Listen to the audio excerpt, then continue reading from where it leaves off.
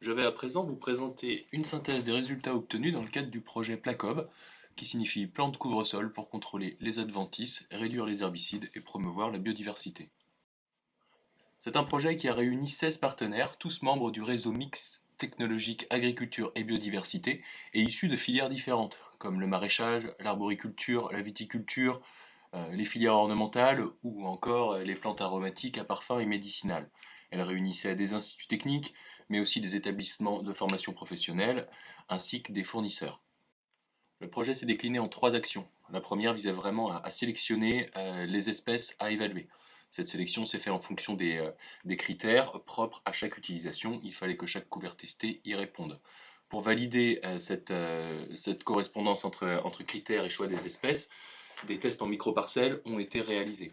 Une étude de la biodiversité propre à chaque couvert a également été étudiée. L'action 2 se concentrait plutôt sur les techniques propres à chaque couvert, les techniques de multiplication, mais aussi les techniques de mise en place, quand et sous quelle forme implanter les couverts. Et enfin, comment entretenir son couvert, est-ce qu'il faut le faucher, le broyer, à quelle fréquence. Enfin, l'action 3, évaluer chaque couvert en conditions de production. Donc, quels ont été nos critères de sélection pour les couverts sélectionnés et étudiés? Nous cherchions des couverts essentiellement pour les zones non cultivées sur site de production. Donc nous cherchions des plantes basses, à faible entretien, et installées vraiment dans l'optique de limiter le développement des adventices, de façon à réduire les herbicides. Cette concurrence pouvait être directe, par accès aux ressources, mais aussi indirecte, par allélopathie. Petite précision, l'allélopathie, c'est la capacité de certaines espèces de sécréter des molécules par leurs racines ou par dégradation de leur partie végétative sur le sol, de molécules qui vont freiner, gêner, empêcher le développement d'autres espèces végétales, en bloquant par exemple leur germination. Notre dispositif d'évaluation, que vous voyez sur la photo, était composé de 80 microparcelles d'un mètre carré. La parcelle d'évaluation était séparée en deux, une zone était irriguée et une zone ne l'était pas. Chaque modalité était répétée deux fois. Donc sur chaque parcelle d'un mètre carré, nous avions un couvert, un mode d'apport, une condition d'irrigation et une période d'implantation. Donc voilà la liste des couverts qui ont été testés euh, et leurs évaluations ont été déclinées en différentes périodes d'installation, conditions d'irrigation et techniques d'implantation. Donc nous voyons qu'en couvert semé, nous avons une grande diversité de mélanges d'espèces complémentaires, souvent basés sur des graminées avec association de vivaces. Deux produits de mélange de vivaces et annuels fleuris ont également été testés. Nous avons aussi testé des vivaces seules, euh, et certaines ont aussi également été testées en combinaison, comme par exemple le thym longicolis qui a été testé en combinaison avec la Matricaria chiachewi et aussi la turquette Ernaria glabra. Quelques résultats. Nous allons commencer par les couverts semés, qu'on peut appeler solutions généralistes. Solutions généralistes car elles sont pratiques à mettre en place. Il s'agit d'un semis, nous pouvons facilement végétaliser de grandes surfaces. Voici donc quelques mélanges de semis qui ont montré de bons résultats. Donc on peut commencer par le Renature TPV2 de chez DLF, qu'on peut considérer vraiment comme un mélange passe-partout, polyvalent. Il a été performant dans toutes les conditions, qui sont implantées au printemps, à l'automne, en conditions irriguées ou non irriguées. Il a toujours montré une concurrence très satisfaisante vis-à-vis des adventices. On peut voir qu'on est sur une base de fétuque, un petit peu de raie gras et un petit peu de micro-trèfle. Deux couverts de Cabelis ont montré également de bons résultats, avec quand même une limite sur l'implantation printanière. Au printemps, la concurrence avec les adventices pouvait être un peu trop forte. Cette faiblesse, bon, peut tout simplement s'expliquer par la dose qui était préconisée par le fournisseur, qui était à 7,5 g par mètre carré, donc 3 fois moins que l'Euronature TPV2. Donc on peut imaginer qu'en forçant un peu la densité de semis, on obtiendrait des résultats plus importants, notamment lors d'une implantation printanière. Le mélange pépinière terrain sec a également été évalué en conditions d'implantation par hydroseeding, donc qui est une technique d'implantation de couverts, on va dire mécanisés à l'aide d'un liant mélangé d'eau et de ouate de cellulose qui permet de favoriser la levée du semis et son implantation. Et cette technique a très bien fonctionné avec ce couvert. Petite réserve quand même au couvert arboriculture fruitière. Il a montré des résultats assez mitigés en conditions sèches qui s'expliquent notamment par la présence assez importante de pâturins des prés qui est moyennement tolérant vis-à-vis de la sécheresse. Dans les mélanges fleuris, bon, bah, le produit 2 de chez Novaflor a montré de très bons résultats, hein, très concurrentiel vis-à-vis des adventices, très fleuri, se régénère tout seul en se ressemant. Le problème, c'est que le détail des espèces, le composant n'était pas communiqué, donc nous ne pouvons pas en parler plus en détail. Alors, quels sont les avantages de ces couverts semés? Bon, eh ben déjà, c'est la facilité de mise en place et d'implantation. On peut couvrir facilement de grandes surfaces assez rapidement. Toute surface qui va être végétalisée à partir d'un couvert entraîne systématiquement une baisse ou une réduction complète de la consommation des herbicides. Dans certains cas, lorsqu'on est sur la végétalisation d'allées, euh, notamment en sol gras, une amélioration de la portance est souvent remarquée. Les inconvénients de ces couverts, par contre, est un temps d'entretien qui est à prendre en considération. Un couvert semé à base de graminées mis à proximité d'une zone de production irriguée en aspersion va avoir une végétation très importante qui va nécessiter des passages de tonte plus importants que des passages d'herbicides, euh, quasiment hebdomadaires dans certaines situations. L'inconvénient de ces couverts, c'est la nécessité de l'entretien, qui justement devient problématique dans certaines conditions. Comme par exemple, on peut imaginer des pieds de poteau servir à maintenir des câbles qui soutiennent des arbres-tiges par exemple. Les bordures d'abri, comme les bords de tunnels, les bords de serre, qui doivent être entretenus à la débroussailleuse, peuvent poser problème. Des bouts de planche avec la proximité d'électrovannes peuvent aussi être compliqués à entretenir dans le cas d'une végétalisation avec ce type de couvert. Donc ce sont vraiment des- une contrainte qu'il faut prendre en compte lorsqu'on installe ce type de couvert. Ça nous amène aux vivaces. Parce que les vivaces, du coup, on va les considérer comme des solutions spécifiques et notamment pour combler les lacunes des couverts semés dans les situations où leur entretien devient un peu compliqué. Donc je vais vous en présenter quelques-unes qui ont montré de bons résultats dans nos conditions d'évaluation. On va commencer par Triple Eurospermum caucasicum, anciennement connu sous le nom de Matricaria chiachewi. Ses principaux avantages, c'est vraiment une installation très rapide, très concurrentielle vis-à-vis des adventices. C'est une plante qui tolère le piétinement, à privilégier en zone non irriguée car c'est une espèce qui ne tolère pas l'excès d'eau. Euh, L'entretien est très facilité, maximum une tonte dans l'année pour enlever la floraison fanée. Et ce qui est intéressant, c'est que c'est une plante qui se bouture très facilement, donc on peut se l'autoproduire de façon facile. C'est une implantation qui est quand même à privilégier en plantation. Nous avons réussi à l'implanter par bouture ou par hydro-mulching avec des fragments de bouture. Ça fonctionne, ça racine, mais c'est vraiment pas adapté pour obtenir une bonne concurrence du couvert vis-à-vis des adventices. L'implantation est plutôt à privilégier en période de température favorable à une croissance végétative. Donc on préférera une implantation printanière ou alors de fin d'été, pas trop tard dans la saison. Phoopsis stylosa, c'est une vivace à développement assez rapide, très concurrentielle, qu'on peut comparer à peu près à la matricaire en termes de développement et de hauteur. Contrairement à la matricaire, le Phoopsis nécessitera quand même un petit peu d'irrigation. Il perd son pouvoir concurrentiel en conditions trop sèches. Sur les petites illustrations, ben, vous pouvez voir quelques mises en situation. En haut, c'est une plantation à côté d'une vanne d'arrivée d'eau qui alimente une ligne d'alimentation goutte à goutte, donc compliqué à entretenir. Donc une vivace a tout à fait sa place à cet endroit-là. Sur la photo du milieu, ben, vous voyez une implantation de Phoepsis sur un pied de tunnel. Très concurrentiel, seul le Phoepsis se développe. Et sur la photo d'en bas, même situation, sauf que là nous avions installé du Petroradia et on voit que son pouvoir concurrentiel est vraiment trop insuffisant et que les adventices se sont développés. Le thym longicolis. Alors ça c'est une vivace qui a une installation contrairement aux deux autres qui va être plus lente. Elle sera vraiment à privilégier dans les zones sèches, pauvres et avec une pression adventice quand même assez modérée pour pas à être trop freiné dans son développement. C'est une plante qui se multiplie très facilement. On privilégiera une implantation printanière ou de fin d'été.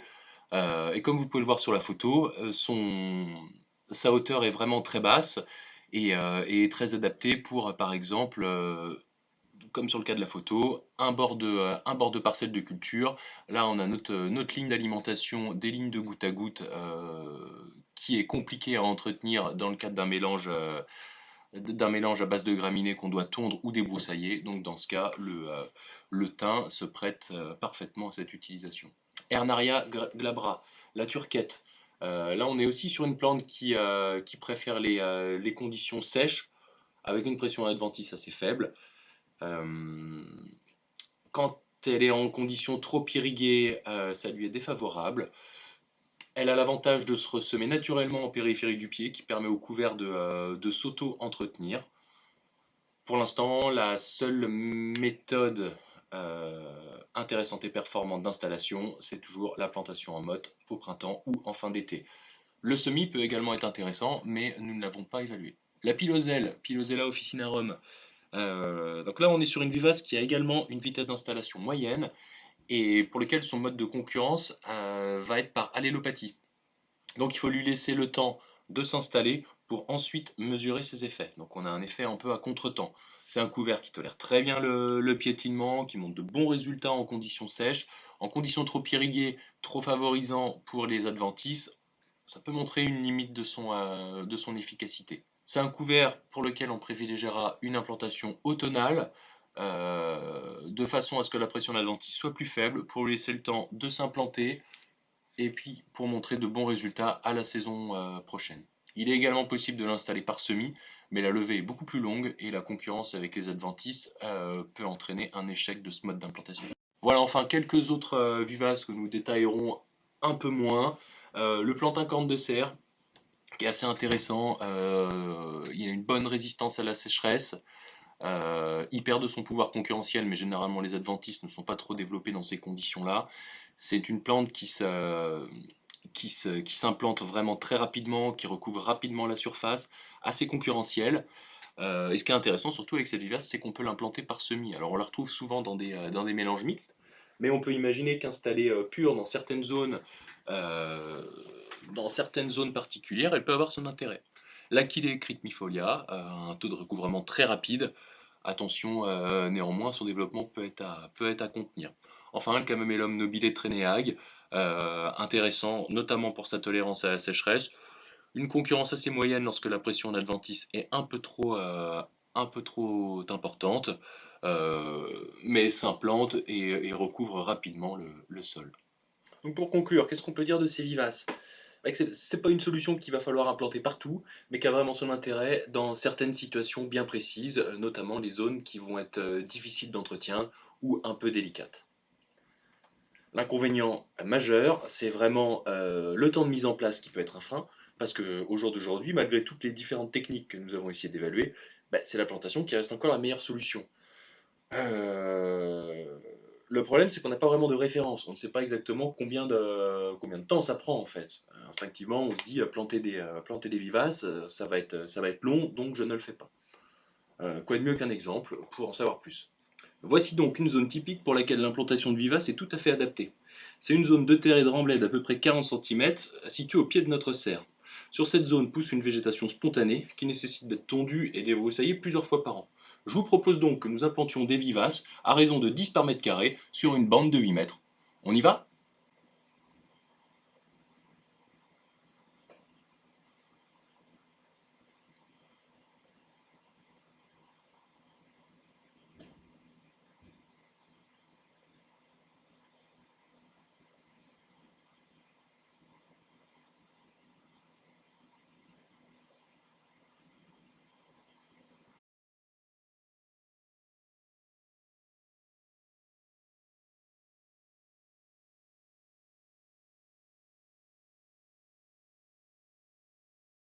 Alors voilà le résultat après plantation. On voit que la zone de 8 mètres est beaucoup plus propre et que les vivaces ont été installées. Voici donc la turquette, Hernaria glabra, 10 plantes par mètre carré, donc 8 plantes sur une longueur de 2 mètres par 40 cm. Voici la matricaire Chiachewi, qui aura toute sa place, notamment au pied de cette arrivée de conduite de gaz compliquée à entretenir. Veronica Cantiana, vivace qui peut aussi avoir de l'intérêt que nous commençons à évaluer, aussi connu sous le nom de para-hébé. Ephopsis stylosa, l'implantation n'a pas été réalisée en ligne car il y avait une petite dalle de ciment autour de laquelle il a fallu composer pour planter. Alors finalement, combien de temps a mis cette plantation? Eh ben, nous avons mis 20 minutes à 2 personnes pour implanter 8 mètres. Donc si on extrapole un peu, on peut dire que 4 personnes implanteront 50 mètres en 1 heure. Ce qui est un temps quand même relativement acceptable pour une implantation durable et permanente. Merci pour votre attention. Merci Guillaume pour la présentation. On a quelques questions sur le chat, notamment l'entretien en fait de ces plantes couvre-sol. Est-ce qu'on peut passer la tondeuse dessus? Est-ce que c'est résistant au roulement d'engin? Comment ça se comporte? Alors l'objectif de l'installation de ces vivaces, c'est justement de ne pas avoir d'entretien. Il n'empêche que pendant la période d'installation du couvert, on peut quand même avoir certaines adventices qui arrivent à passer et se développer à travers le couvert. Dans ces cas-là, et c'est ce qu'on a toujours mis en place sur la station, on fait 1 ou 2 tontes en cours d'année de façon à freiner le développement de ces adventices.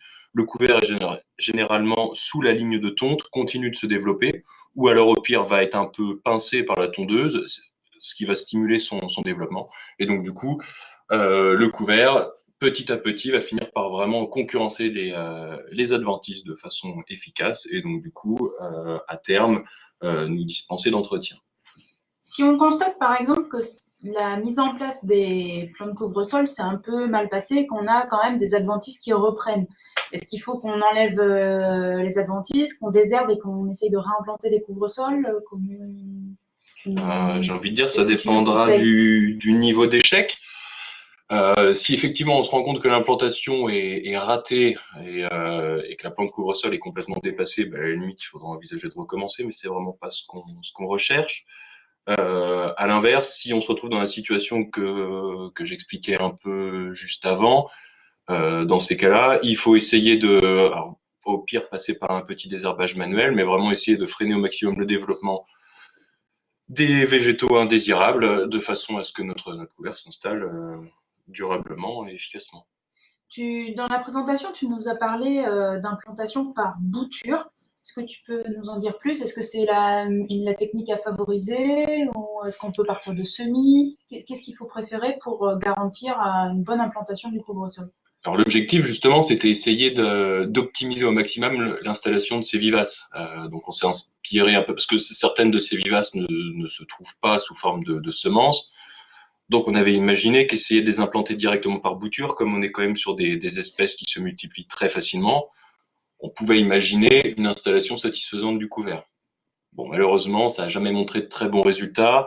Quelques espèces ont réussi à raciner lors d'implantation sous bouture, mais jamais suffisamment, enfin, n'ont jamais été suffisamment vigoureuses en fait pour concurrencer les adventices qui se développaient en parallèle. Euh, voilà. Dans le choix de la plante couvre-sol, est-ce qu'il y a une démarche particulière à avoir? Est-ce qu'il y en a qui sont plus adaptés pour des parcelles qui sont humides, pour des bords de serre qui sont peu irrigués, ou des zones qui sont fréquemment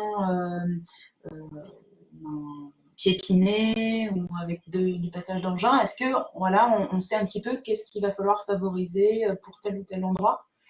Chaque plante va avoir ses exigences. L'idée, c'est quand même d'essayer de sélectionner les plantes qui vont être les plus polyvalentes possibles, de façon à pouvoir les implanter dans différentes conditions.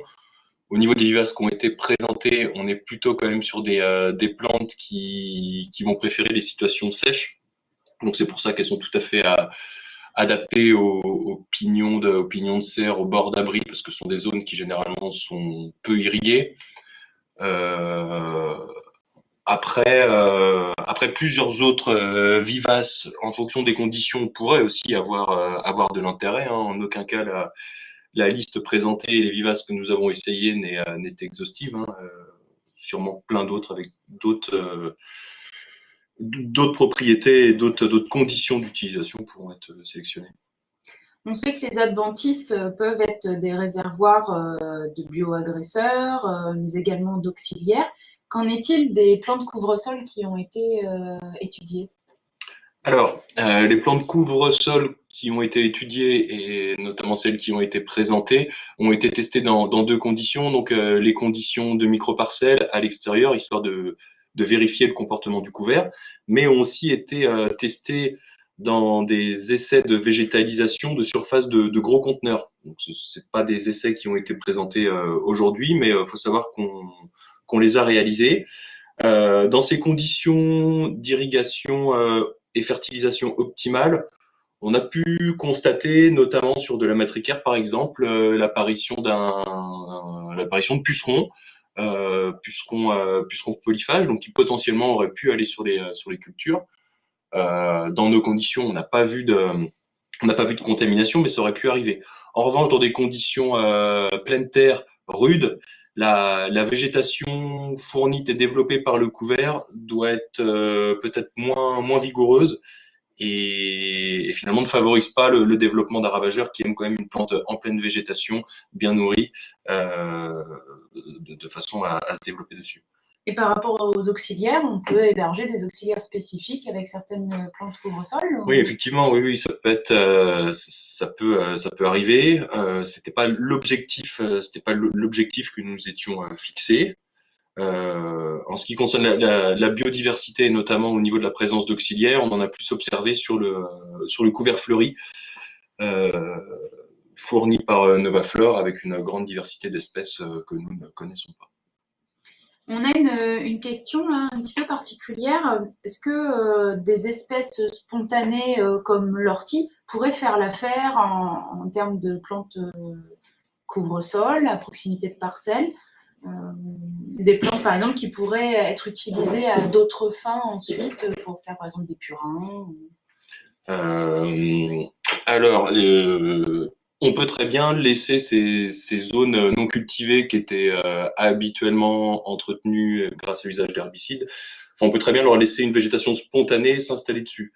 Après, des plantes comme l'ortie, par exemple, vont avoir des conditions, des conditions pour se développer bien précises, donc on peut pas imaginer les installer partout.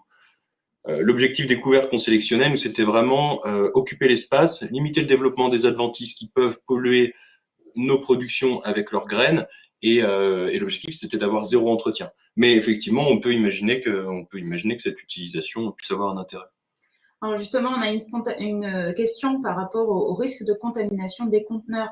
Donc les plantes là qui ont été travaillées, elles ont été sélectionnées justement pour limiter ce risque, c'est ça? Ouais, bien sûr. Ouais. Toutes les vivaces qui ont été testées ne se ressèment.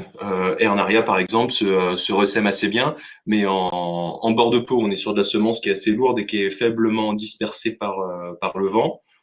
Euh, En revanche, les couverts de graminées qui ont été testés, si on le laisse monter à floraison, on peut imaginer qu'il va y avoir une pollution des conteneurs, mais il ne faut pas que ce soit un frein. Ce pouvoir de pollution, c'est toujours bien plus faible qu'un senson, qu'une amarante ou une cardamine qui se développerait dans ces zones non végétalisées. Ok. Peut-être une dernière question. Dans la présentation, tu parlais de mélange de vivaces. Et dans la partie résultat, on ne retrouve pas les travaux concernant ces mélanges. Est-ce que ça a été abandonné ou qu'en est-il de ces résultats? Alors le trio de vivaces qui a été testé, c'était donc le thym longicolis, la matricaire et la turquette, Hernaria glabra. Elles ont été testées en plantation, lors d'une implantation à l'automne. Et on s'est rendu compte que pour les vivaces, hormis la piloselle, l'implantation automnale était vraiment pas à favoriser, surtout que nous on était sur une implantation de fin octobre, début novembre, donc assez tard dans la saison. Et là, dans ces cas-là, l'installation a été un peu insuffisante. On les a testés début 2019 en implantation printanière, mais dans ces cas-là, uniquement sous forme de bouture, grâce à la technique de l'hydromulching. Et on a eu un résultat qui était pas suffisamment intéressants. Donc voilà, c'est pour ça qu'on les a pas présentés. Mais on peut imaginer justement que ces 3 vivaces plantés au printemps montreraient un intérêt certain. Il y a d'autres travaux encore en cours par rapport à ces sujets-là. Alors, le projet Placob est terminé, mais nous, on continue avec un projet régional qui s'appelle Cocosol, et où là, du coup, on va plutôt se concentrer sur justement l'intérêt de ces vivaces et essayer de caractériser vraiment les types d'utilisation en fonction des situations, et notamment à la végétalisation de zones de production. Ok, bah super. Merci beaucoup Guillaume d'avoir répondu à toutes ces questions.